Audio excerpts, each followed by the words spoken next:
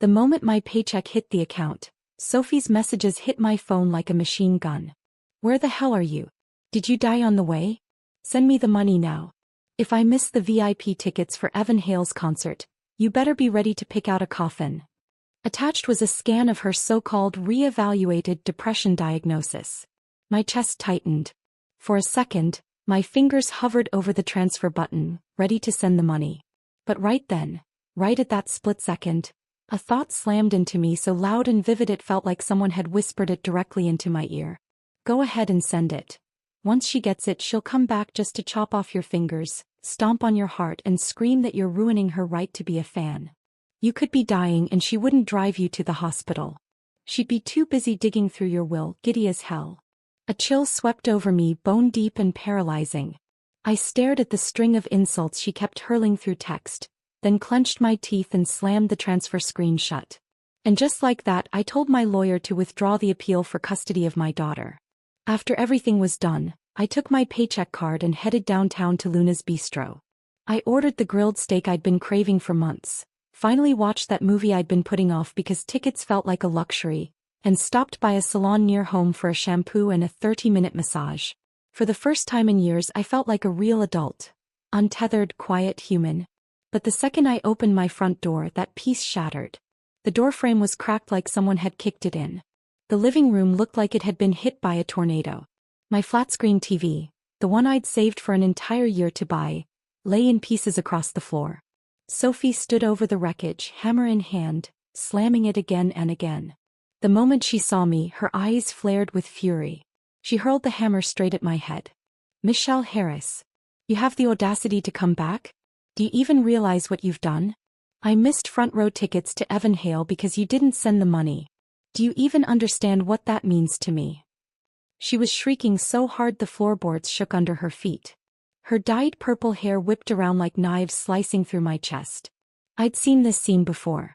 6 months ago she had a near-identical breakdown, right there in the middle of a crowded street, because I had to attend a last-minute work meeting and couldn't drive her to a signing event. She had screamed, sobbed, collapsed to the ground. People stared. After that she started using self-harm as leverage. The second I hesitated about anything, she'd grab something sharp, scissors, glass, knives, and hold it to her skin. To keep her stable, I got into the habit of transferring my paycheck to her the moment it cleared.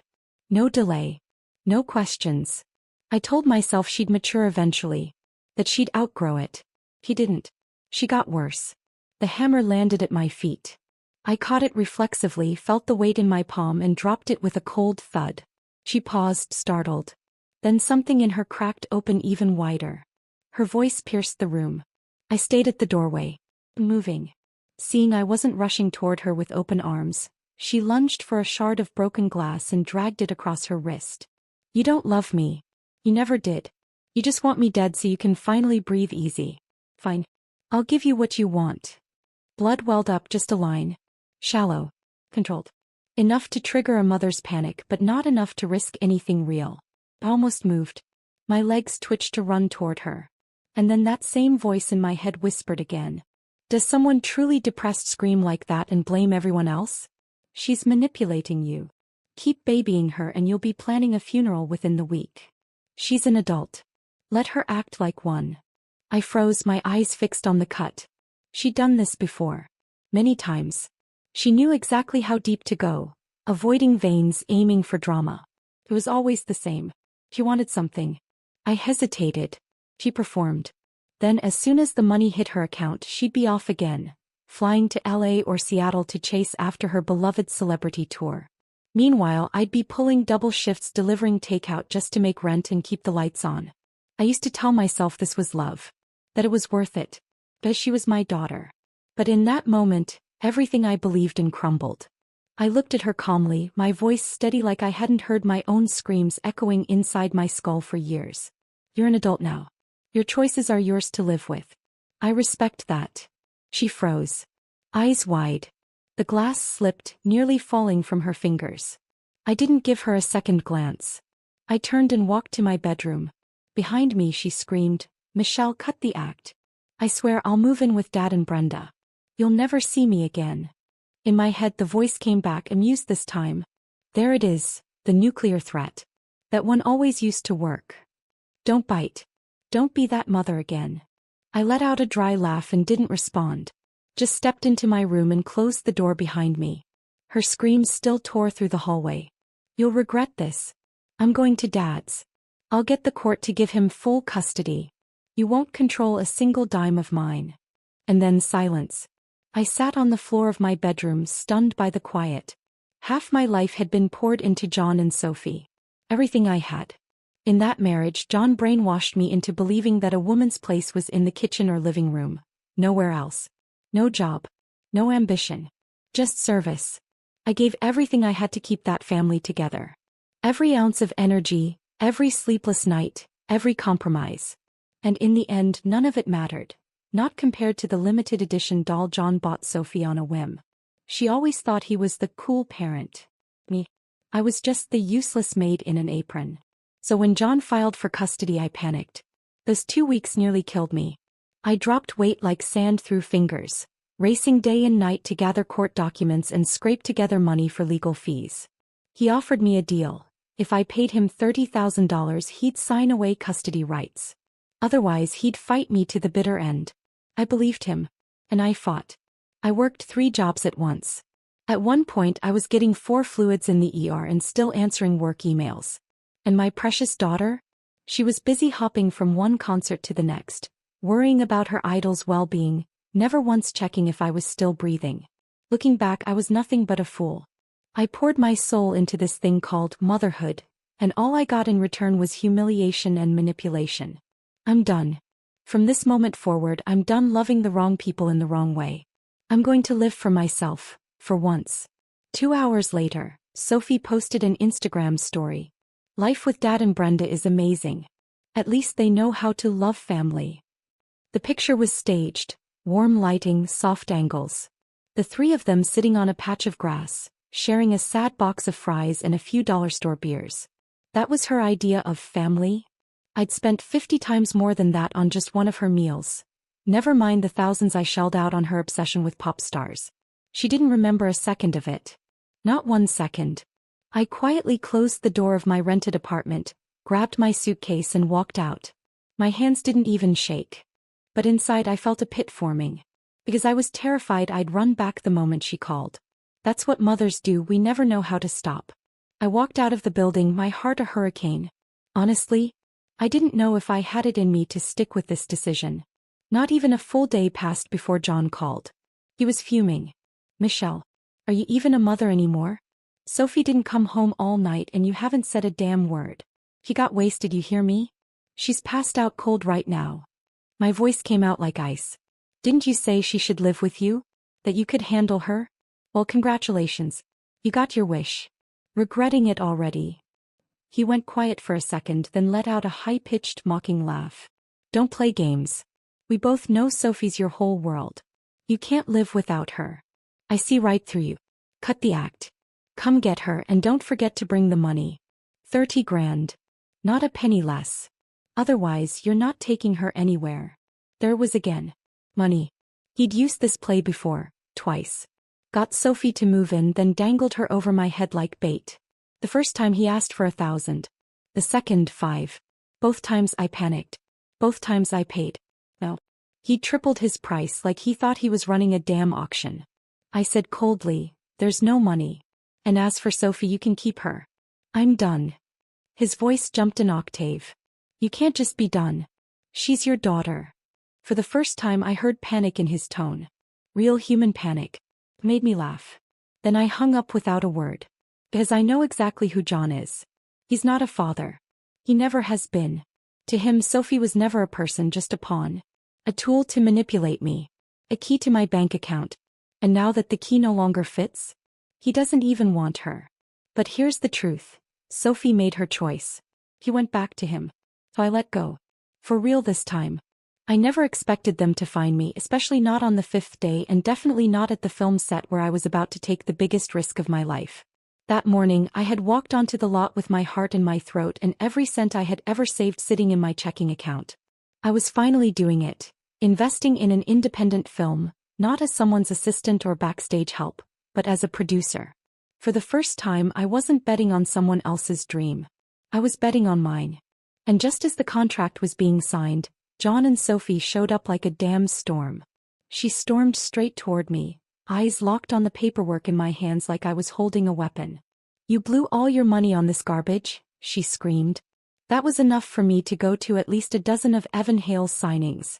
"That money's mine. Give it back." That's when it hit me. My bank account alerts. Text messages that were still going to her phone. I'd set it up back when I thought transparency would ease her anxiety. I never imagined I was handing her a surveillance tool. The moment the funds cleared and the contract hit the table, she was already on her way. Before I could even stand up, she slapped me hard. "Michelle, give me my money." I grabbed her wrist, firm and unflinching, staring straight into her wild eyes. "You throw tens of thousands at these meet and greets just to exchange 5 meaningless words with someone who doesn't even know your name. Have you ever once stopped to think how hard I work for that money?" Her jaw clenched.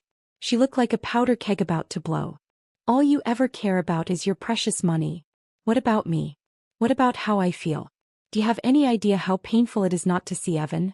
At least he gives me something, some emotional value. You waste everything on garbage shows that won't make a dime." She yanked her arm free and started swinging. Her fists slammed into my face again and again, each hit stinging with a raw, brutal ache that forced tears from my eyes. I choked out, "Have you ever once thought about my feelings? About what it feels like for me to hear this from my own daughter? I'm your mother. Just once, could you care about me?" She spat in my face. Literally. Her eyes were bloodshot, mouth curled in disgust. "You gave birth to me. That means you're stuck with me. And now you want me to care about you? You don't deserve it." John finally stepped in, arms crossed, voice icy. "She's right, Michelle. You're her mother. Supporting her is your duty. And you think you have the right to negotiate." Sophie swelled with confidence, feeding off his words like fuel. She lunged and wrapped her fingers around my throat. "Transfer it back." "No. I want that money for the signing tickets. If I can't buy them, I swear I'll throw myself off the roof." I gave a bitter, breathless laugh. "That money is invested. It's to build something, create a return. Not to be flushed down another obsession." She shrieked, "What return? You're a delivery girl. You think you'll make it in Hollywood? Don't make me laugh. That money's gone. You'll never see it again." He hurled those words like daggers. But something inside me had already clicked into place. I was calm. For the first time in years, truly calm. My mind wasn't filled with panic or guilt. Instead, it was alive with something new. Resolve. This film is going to blow up. My investment's going to skyrocket. 10,000 today will be 10 million tomorrow. This is how I get out. I took a deep breath, peeled her hands off my neck and looked her dead in the eyes.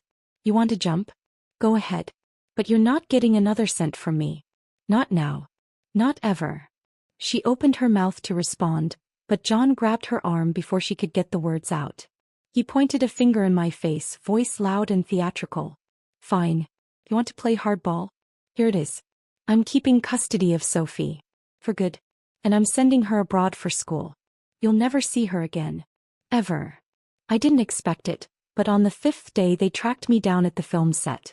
At the time I was standing at the edge of a cliff, emotionally and financially. I had poured every cent I'd saved into this indie film, taking the biggest gamble of my life. Not for a man. Not for a child. For me. I was stepping into the role of executive producer for the first time, staking my name and future on a low-budget project I believed in with every fiber of my being. But somehow John and Sophie had gotten wind of it and showed up the moment the ink was dry. Sophie stormed in, eyes locked on the contract in my hand like it was a murder weapon. "You spent everything on this trash?" she shrieked.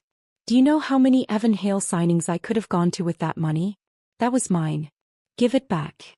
And then it hit me, my bank notification text. Still linked to her phone. What I'd once set up to reassure her had turned into a real-time surveillance tool over my finances. The money had barely landed in my account, the contract had just been signed, and there she was. She didn't hesitate. She slapped me across the face. "Michelle, give me the damn money." I grabbed her wrist, staring hard at her. "You've blown tens of thousands on a man who doesn't even know your name. You spend without flinching. Did it ever cross your mind how hard I had to work to earn that money? She gritted her teeth like she might explode. It's always about your money, isn't it? Have you ever thought about how I feel?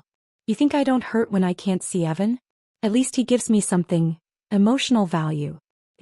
You're throwing money at a movie that'll make nothing. She ripped free and punched me again and again.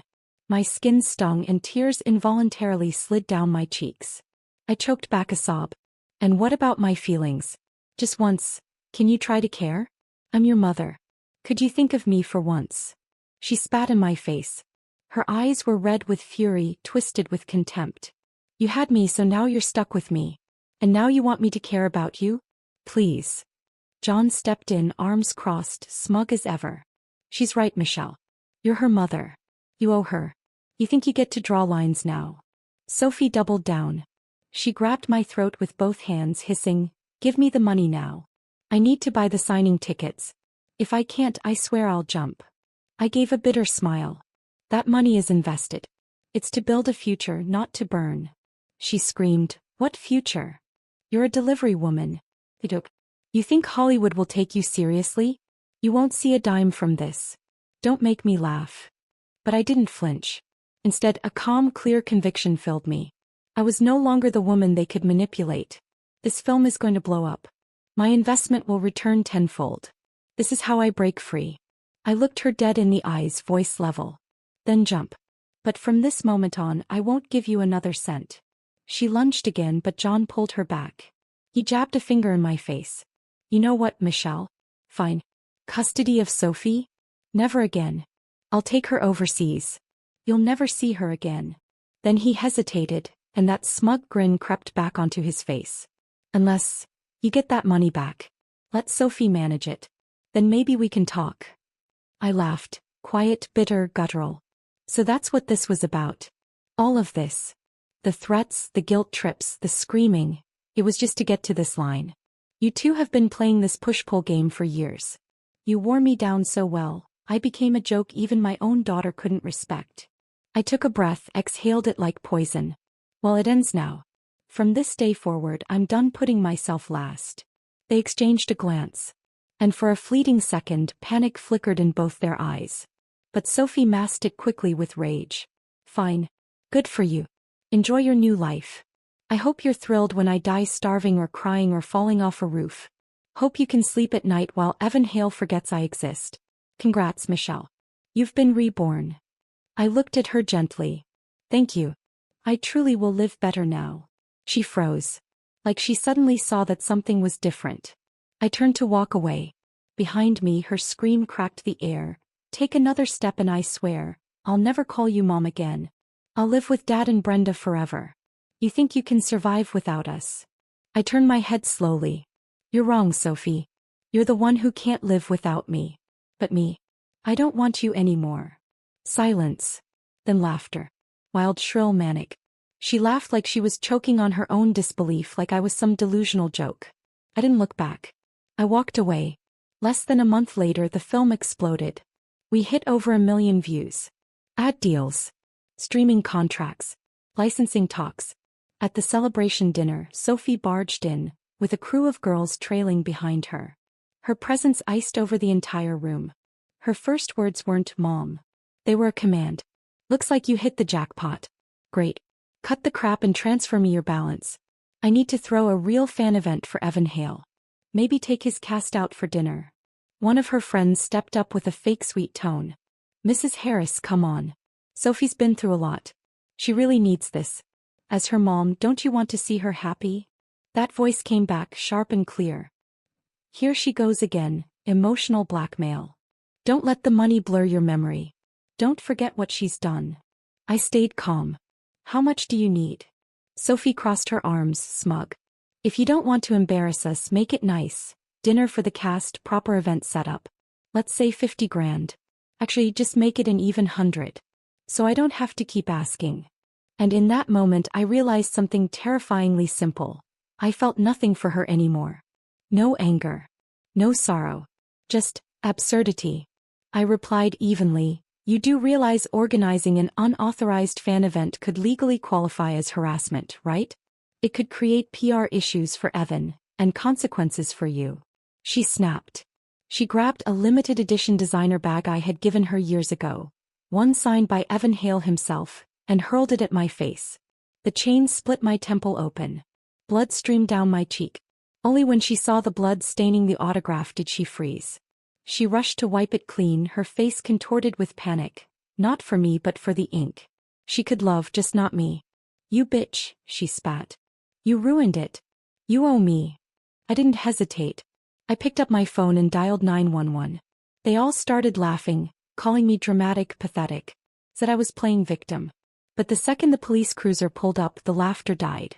Sophie's face went rigid. You're actually having me arrested? I met her eyes, calm as stone. You assaulted me. In public. You threatened me and tried to extort money. What would you have me do? Her fists trembled. Tears welled up. I'm your daughter. Your real daughter. I smiled. And that smile, it was the final break. I already told you, Sophie. I don't want you anymore. She stood there stunned, her face drained of all color. The police encouraged me to settle privately. I ignored them. I went to the hospital. Filed an official report. Pressed charges. Sophie was detained for 72 hours. And for the first time in my life, I felt silence. Real, complete silence. I began investing in more projects. Bold concepts, razor-sharp targeting. Within 2 months, my earnings ballooned like a parade float. Every contract I signed returned dividends. Every risk I took turned to gold beneath my feet. There was no word from Sophie. Not a call. Not even a text. Until one quiet morning as I sat at my kitchen counter sipping coffee, her name popped up in a news alert. I looked up. On the TV screen, flashing red and blue lights lit up the early morning haze. The footage cut to an old apartment building where paramedics were wheeling someone out on a stretcher. It was Sophie. Her face was pale. Her body covered in visible bruises and scrapes. Right behind her in handcuffs was John, being shoved into a police car so furious he was nearly foaming at the mouth. He tried to lunge at her even as the officers held him back. What kind of curse did I live under to raise a daughter like you? He turned toward the camera, screaming. I worked hard for that money. That was mine. And you blew it, tens of thousands, just to chase some pop star who doesn't even know your name.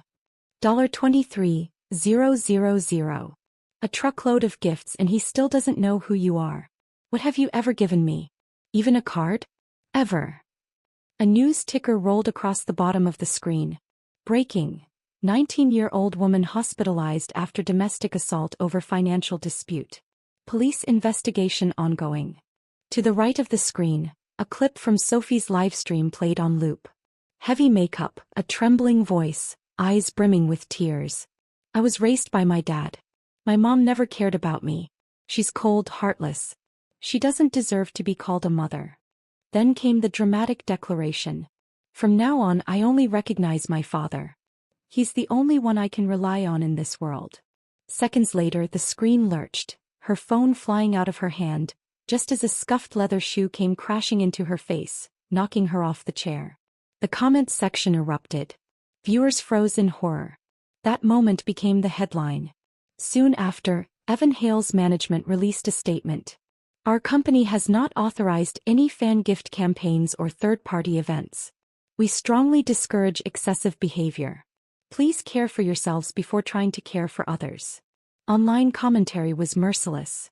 Blew her whole life chasing someone who doesn't even know she exists. Destroyed family, dignity, and got a face full of bruises for someone who gave her a one-sentence disclaimer. This is the price of blind obsession. I sat on the couch, staring into my cup of bitter black coffee, the screen's glow flickering across the wall. Then came that voice again, the one that had stayed with me through everything. Are you really just going to sit there and watch her spiral? Do you still believe she can change? Or is this another setup? I threw back the last gulp of coffee, so bitter it felt like razors down my throat, and grabbed my car keys. I drove to the hospital. When I stepped into her room, the first thing I noticed was her eyes, swollen and red like overripe peaches. She was still crying, tears trailing down her chin. She clutched her phone tightly, pressing the call button again and again. No answer. The more she tapped, the harder she cried, frantic, breathless sobs. Then suddenly, as if she could sense it, she looked up toward the door. Mom. She dropped the phone and reached out to me with both arms, like she was 6 years old again. But she didn't get up. She didn't run. She just sat there, arms hovering in the air, sobbing uncontrollably. I called you hundreds of times. Why didn't you pick up? Look at these bruises, he did this to me. Over just $23,000. He never hit me. He never even yelled at me. How could he? He doesn't love me. He never did. Her voice echoed around the room like a scream ricocheting off glass. And in my head that voice whispered again. Can you trust her? Or is this just a new script? Another ploy for sympathy? I didn't say anything. I just pulled a tissue and gently wiped her face. She kept sobbing, words spilling out like flood water. Their breakfast was inedible. Those cold, rock-hard sandwiches? Nothing like your bacon and egg melts. Their bed messed up my neck. The hot water takes forever. Everything's broken. Her fingers were ice cold as she clutched my arm. She tilted her head toward me, her voice softening. Mom, I'm not going back there. Keep fighting for custody, okay? I want to live with you. I didn't answer. The doctor said she was cleared for discharge. So I helped her change, then walked her down to the car. The moment she climbed into my new vehicle, her energy snapped back, almost fully charged. Her eyes lit up, scanning the leather seats and dashboard like she'd stumbled into a treasure chest. Mom, you really made it big, huh? Damn, this is insane. Who's gonna laugh at me now for not affording front row tickets to Evan's concert? Come on, give me the $23,000. I'll convert it all to cash and throw it in John's face. Let's see how he handles that. I didn't respond. I just started the engine. The entire drive she was buzzing, taking selfies, sending voice notes, laughing louder than the music. You guys, imagine Evan's face if I gift him a car like this for his birthday. He'll cry, I swear. Please, I'm a rich girl now. Only child of a power mom. The car. That's nothing. I got this. Don't believe his team's PR statements. Evan cares about me. He knows me. He just can't say it publicly, that's all. And as she kept going, I couldn't help but think back to a few years ago. She had crossed the line at a fan event, stalked his crew, showed up uninvited backstage. There was almost a lawsuit. I had gently urged her to slow down, to find balance. He slapped me hard. More than once. She'd screamed in my face. That was his stupid assistant messing everything up. Evan would never do this to me. He understands me. He's on my side forever. But we both knew the truth. The cease and desist letters, the event bans, the corporate statements. All of them bore one signature at the bottom. Evan Hale. I gripped the wheel tighter. Pushed the gas just a little harder. The car turned down a gravel road, dust rising behind us. Sophie stirred awake, her brows knitting as she looked around. She rubbed her eyes, stared at the worn-out fence and the sloped wooden roof ahead. Wait, is this Grandma and Grandpa's place? Why are we here? Before I could answer, she plugged her nose in dramatic disgust. She always hated this place. Complained the air smelled weird, the Wi-Fi was slow, there were no theaters, no cafes. Worse, she'd always been convinced my parents didn't like her. Which, to be fair, wasn't entirely untrue. I hadn't brought her back here in years. But today I parked right in front of their porch. They were already standing there, smiling wide, waving like it was Christmas morning. The wrinkles on their faces deepened with joy. Get out, I said quietly. He gave me a wary look. Aren't you coming? I met her eyes. Sophie, from now on, this is your home. She didn't move. Just stared at me like I'd slapped her across the face. I put the car in reverse. She bolted out behind me, barefoot, chasing after the vehicle like a child who'd just lost her balloon. But she didn't scream. She didn't curse. She didn't threaten. He just cried. One shoe flew off. Her knee hit the gravel hard. Blood smeared down her leg. Her hair clung to her cheeks, wet, messy, and tangled. Every strand seemed to scream for the pride she no longer had. I saw all of it in the rearview mirror. My knuckles locked white on the steering wheel. I nearly stopped. Nearly. But that voice, the one that had never failed me, whispered again. She's not afraid of losing you. She's afraid of losing her lifestyle. The city. The perks. The money. The fan events. The attention. That girl needs to be removed from everything she used to control. Only then will she have room to reflect. It sliced through my hesitation like a blade. I hit the gas and didn't look back.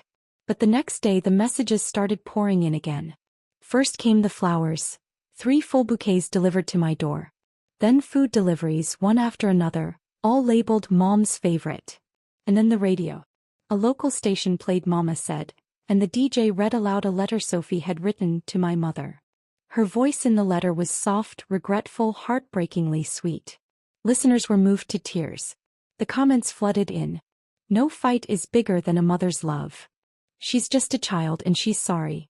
Go get her, Mama. She's learned her lesson. Let this be a new beginning. To be honest, a part of me did start to hope. Maybe, just maybe, she had grown up. Maybe she finally understood what regret felt like. I'm not made of stone. I'm not some saint immune to my own child's voice. Even the tiniest sliver of hope, 1 in 1,000, I couldn't help but want to reach for it. I'll admit it, I was tempted. I wrestled with myself for days before making a deal with my own heart. If the letter really came from her, then fine, I'd go back, bring her home and try again. But if it didn't, then this time it would really be the end. I opened my laptop and typed the letter, word for word, into a search engine. Took 2 seconds to kill the fantasy. The letter was written by Sophie. But it wasn't addressed to me. It was to Evan Hale, her idol. The post had gone viral in fan circles months ago, even featured on curated lists for best fan tributes. All she'd done was change the title to A Letter to My Mom, and recycle the same lines. Her so-called heartfelt apology? A repurposed love note to a pop star. I stared at the screen and laughed, quiet, bitter, then sharper than I meant to. Then I slapped myself across the face. Hard. To knock out the last foolish dream clinging to the edges of my heart. But Sophie didn't stop her performance. She doubled down. Every day she posted new videos with titles like, I just want to make peace with my mom. Gone was the smugness. She now spoke in a soft, trembling voice. Each clip ended with a deep bow. Her comments overflowed with praise. What a mature, kind-hearted daughter. She's done so much. How can her mom still say no? Then came the real theatrics. She filmed herself cutting up years' worth of celebrity merch, signed photos, rare collectibles, concert memorabilia, all tossed into a fire pit. Through tears, she looked straight into the lens and whispered, I'm done chasing stars. The only person I admire now is my mom. I believe in her. I love her. She's my only light. And the crowd ate it up. Then someone leaked my address. Suddenly, neighbors started showing up, dropping off notes, knocking on my door. You should feel lucky. Do you know how many parents would kill to have a kid come back and say sorry? One day you'll miss the time you spent together. Don't wait until it's too late to forgive. I didn't argue. I just smiled. A sharp, hollow smile, even I could hear the sarcasm in. In the end, cornered by everyone's well-meaning advice, I nodded. I agreed to attend Sophie's birthday party. The whole thing was live-streamed. She had built a decent following online. Not massive but loyal. Even before the stream began, the view count was climbing past 10,000. The chat scrolled fast. Is her mom coming? This is gonna be a beautiful reunion. A birthday to remember. I stepped into frame holding a small box. Sophie stood at the far end of a glass skybridge. She saw me across the corridor and whispered into her mic, voice quivering. Well, you came. I missed you so much. The audience erupted. Go to her. Hug your mom. I didn't move. Instead, I slowly opened the box in my hands. The moment she saw it, she screamed, an instinctive, unfiltered squeal. That's Evan Hale's mystery birthday collector's box. Oh my God. I flipped to the first page of the photo booklet. She screamed again. It's signed, it's the T.O. signature. The personal one. I looked her in the eyes and asked, I had this arranged especially for you. As a birthday gift. Do you like it? She nodded frantically, her eyes sparkling like a kid in a candy store. I smiled back at her. Then, without breaking eye contact, ripped the signed page clean in half. She lost it. What the hell is wrong with you, you crazy witch?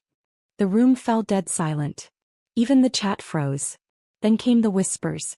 Didn't she say she gave up on Stanning? One autograph and she cracked. Was it all just for show?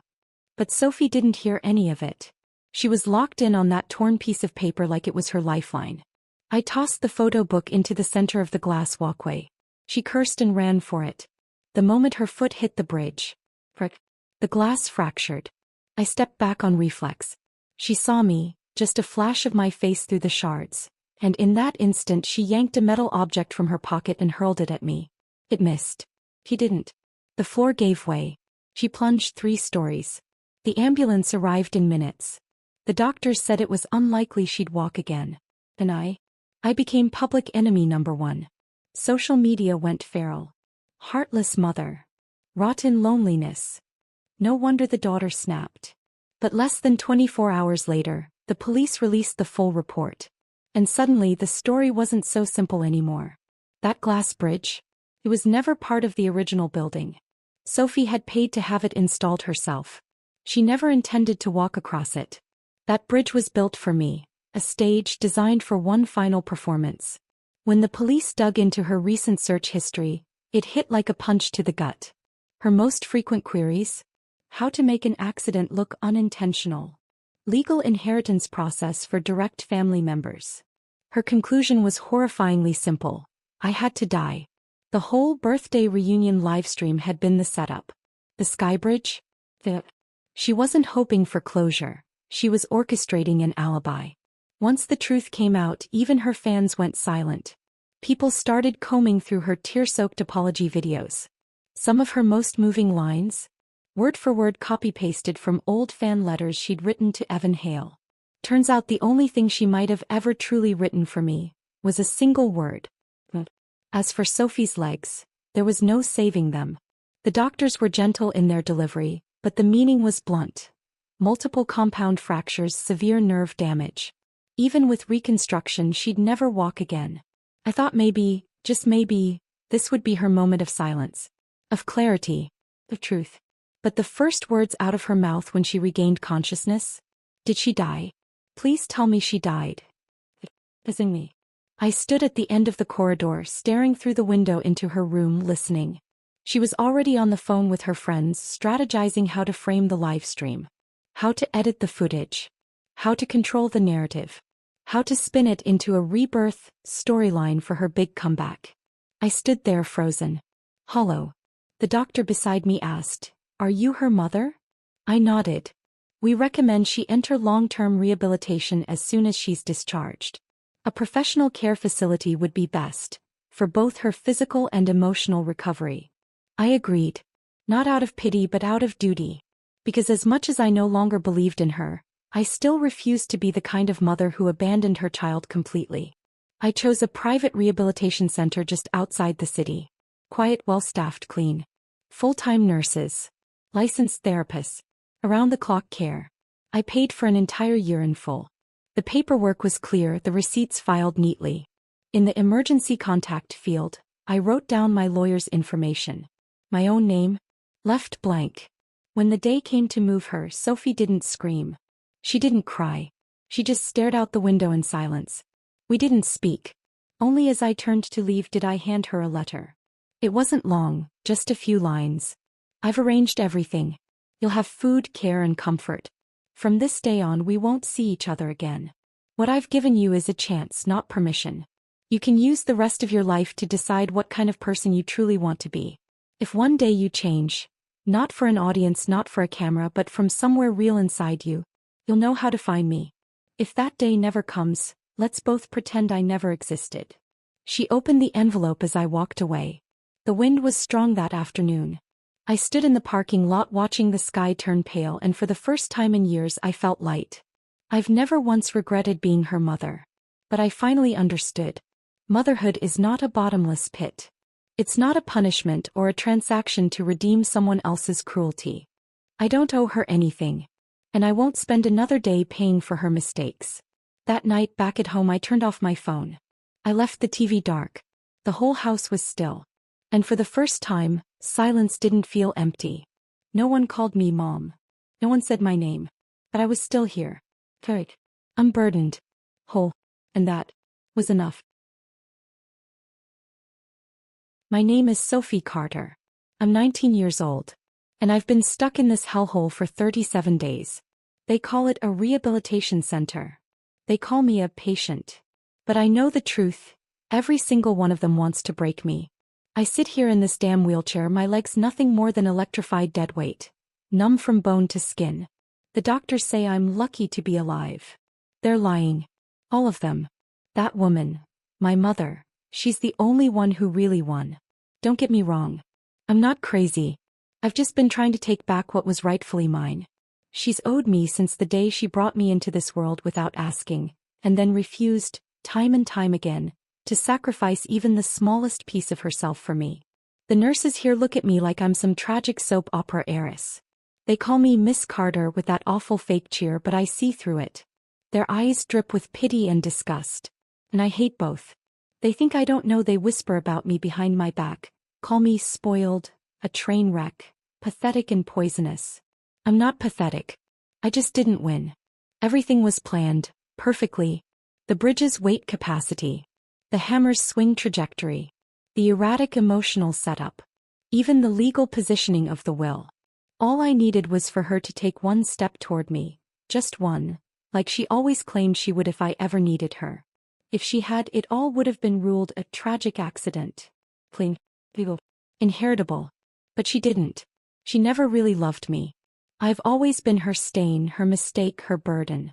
Now she's finally cut me loose and she's free. And I'm locked inside this new version of hell. A prison with ramps and padded walls and morning nurse check-ins. But my world is red carpets. My world is spotlight. My world is fans screaming my name.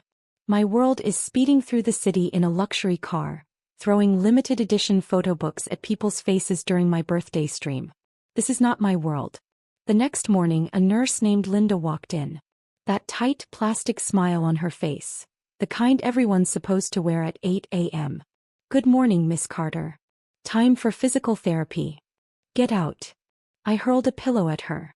She blinked, then calmly said, if you continue to refuse cooperation, we'll have to involve your therapist. You people love labels, don't you? I'm not crazy. I just fell. I stared at her plastic, polished face. Everything about her made me want to retch. She offered to help me wash, dress, move, but it all just made my skin crawl. I turned my face toward the window again. Outside, a garden trimmed to perfection. A neatly planted prison. I can't even remember the last time my mom said my name out loud. When the ambulance took me away, she stood at a distance. I thought I'd see triumph on her face. Instead, her eyes were strange. Unreadable. I waited for her to visit. Just once. She never came. They say she showed up once with her lawyer. Signed some paperwork. Made it all official. Guardianship, oversight, financial coverage. How generous. Her version of caring is paying someone else to lock me up in a luxury dumpster. But I'm not planning to rot here forever. I'm not the kind of girl who stays down. I started writing. Documenting every detail of this nightmare. Not for nostalgia but for strategy. One day I'll publish a book. I'll tell the world how I was betrayed, how I lost my legs, how I clawed my way back. Of course I'll tweak the details. I'll become the innocent girl misled by love. She'll be the heartless nouveau riche mother who left me to die. People eat up pain. But they worship a comeback. And when I'm back, I'll be bigger than every woman out there writing think pieces and giving interviews about female empowerment. And when she shows up here someday, thinking we're ready for some bittersweet reunion, I'll have Linda greet her at the door and say, I'm sorry. Miss Carter doesn't take visitors. Especially not irrelevant ones.